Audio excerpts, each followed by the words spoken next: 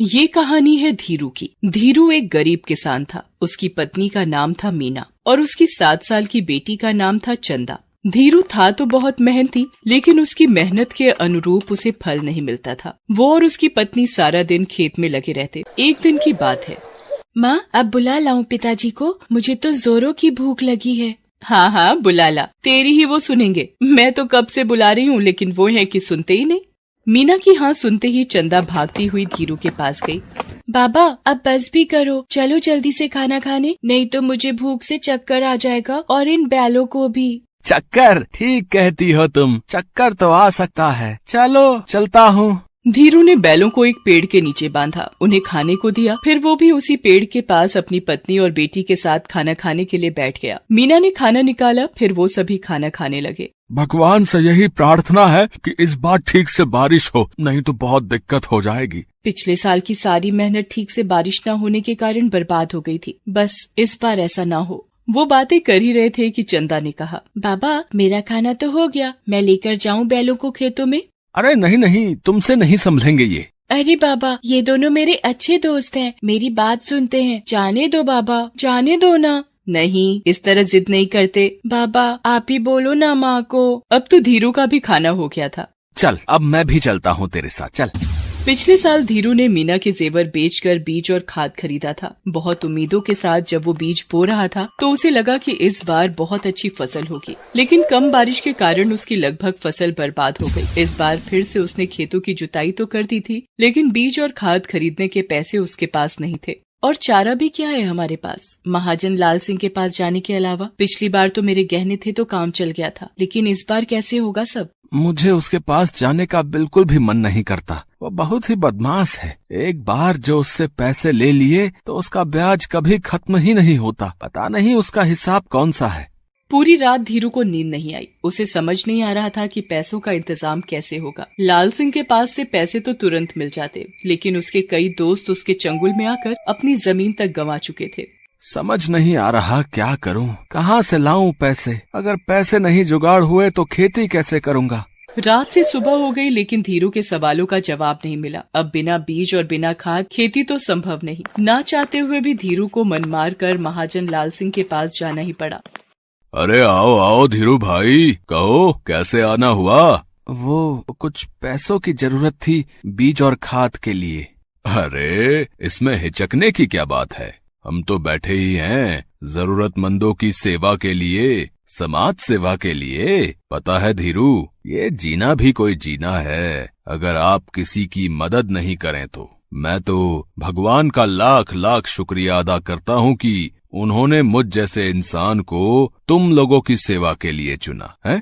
लाल सिंह की बात को सुनकर धीरू को गुस्सा तो बहुत आ रहा था, क्योंकि पूरे गांव को उसकी असलियत पता थी। फिर भी वो चुपचाप उसकी बात सुन रहा था, क्योंकि इस समय वही उसकी मदद कर सकता था। अरे क्या सोच रहे हो?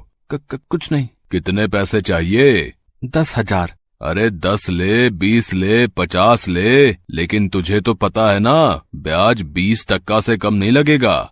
धीरू ने उससे पैसे लिए और वहाँ से निकल गया। रास्ते में वो ये सोचते जा रहा था, बेईमान कहीं का, 20% ब्याज लेता है और कहता है समाज सेवा कर रहा हूँ। दुख की बात ये है कि ऐसे लोगों की ही भगवान मदद करता है और हम जैसे लोग दर दर की ठोकरें खाते हैं। इस बीच धीरू बीज खाद सब ले आता है। ईश्वर की कृपा से बारिश भी अच्छी होती है। कुछ महीनों बाद ही उसकी फसलें लहलहा उठती हैं। देख रही हो मीना, ये लहलहाती फसल एक किसान की जीत का यही तो प्रमाण है। भगवान ने हमारी सुन ली। मीना, इस बार चंदा के लिए नए कपड़े और वो जो गुड़िया हम देख कर आए थे ना शहर की मार्केट में। कौन सी? अरे वो लाल वाली। हाँ याद आया। वो इसके लिए ले आएंगे। कितनी खुश हो जाएगी ना हमारी चंदा। धीरू बार बार ये बात दोहरा रहा था। तभी उसे मीना ने जगाया। अरे ये सुबह सुबह आप क्या बड़बड़ा रहे हैं, क्या ले आएंगे? धीरू ये सारी बातें सपने में देख रहा था। हालांकि उसने बीज वगैरह बो दिए थे। थोड़ी बारिश भी हुई थी, इसलिए ज्यादा परेशानी नहीं हुई, लेकिन फिर तो जैसे बादल रूठ ही गए। पूरे गांव के किसान एक बार फिर से परेशान हो गए। अगर ठीक से बारिश नहीं होगी तो फसल तो मर जाएंगे। यही ख्याल सबके जहन में आ रहा था। दिन बीतते जा रहे थे, लेकिन बारिश का नामो निशान नहीं था। आखिरकार वही हुआ जिसका डर था। इस साल भी बादल थोड़ा ही बरस कर रह गए। इस साल भी उतनी बारिश नहीं हुई जितने की जरूरत थी। बारिश के अभाव में किसानों की सारी मेहनत बर्बाद हो गई। लेकिन इन सब बातों की फिक्र लाल सिंह को कहाँ। वो गाँव वालों से अपने पैसे के तगादे में निकल पड़ा। हरिया, अरे हरिया, कहाँ मर गया रे? हरिया ने दरवाजा खोला। उसे देखकर लाल सिंह गुस्से में आग बबूला हो गया। अबे मर गया था क्या? है भला इतनी देर लगती है दरवाजा खोलने में? चल मेरे पैसे निकाल। पैसे तो अभी नहीं है, आपको पता है ना इस बार भी बारिश नहीं हुई, खेतों में फसलें मर गई हैं। तू भी जाकर मर जा, लेकिन मेरे पैसे देकर। कहाँ से लाऊं मैं पैसे? वह पागल वागल हो गया है क्या? मैं कैसे बताऊं कहाँ से लाएगा पैसे? चोरी कर, डाका डाल, या नहीं तो अपना खेत कर मेरे नाम। चल। लाल सिंह ने कई किसानों को उनकी जमीन पर कब्जा करने का डर दिखाया। उसके डर से हरिया और बिरजू ने गांव के ही पीपल के पेड़ से लटक कर आत्महत्या भी कर ली। उन दोनों की बेटियां चंदा की सहेली थी। अब तो चंदा के मन में भी डर समा गया था। लाल सिंह उनके भी घर आएगा, क्योंकि उनके पिता ने भी कर्ज ले रखा है। कहीं उसके पिता भी ऐसा कुछ ना कर ले। वो बेचारी बहुत डरी डरी रहने लगी थी। एक रात की बात है, सभी लोग सो रहे थे। तभी धीरू सबको सोता हुआ छोड़ बाहर निकल गया। जब वो बाहर जा रहा था तभी चंदा की नींद खुल गई। उसने इतनी रात को धीरू को घर के अकेले बाहर जाते देखा तो वो डर गई। बाबा इतनी रात को अकेले कहाँ जा रहे हैं? कहीं बाबा भी तो। चंदा ने कुछ नहीं कहा, लेकिन वो धीरू के पीछे पीछे जाने लगी। उसने देखा कि धीरू गांव के बीच वाले मैदान के पास एक पेड़ के पास जाकर रुक गया है। चंदा का दिल अब जोर जोर से धड़कने लगा था। फिर उसने देखा कि धीरू ने कुदाल निकाली, उसे जमीन पर जोर जोर से मारने लगा। चंदा को समझ नहीं आ रहा था कि उसके पिता आखिर क्या कर रहे हैं। वो भागी भागी धीरू के पास गई। बाबा आप ये क्या कर रहे हैं?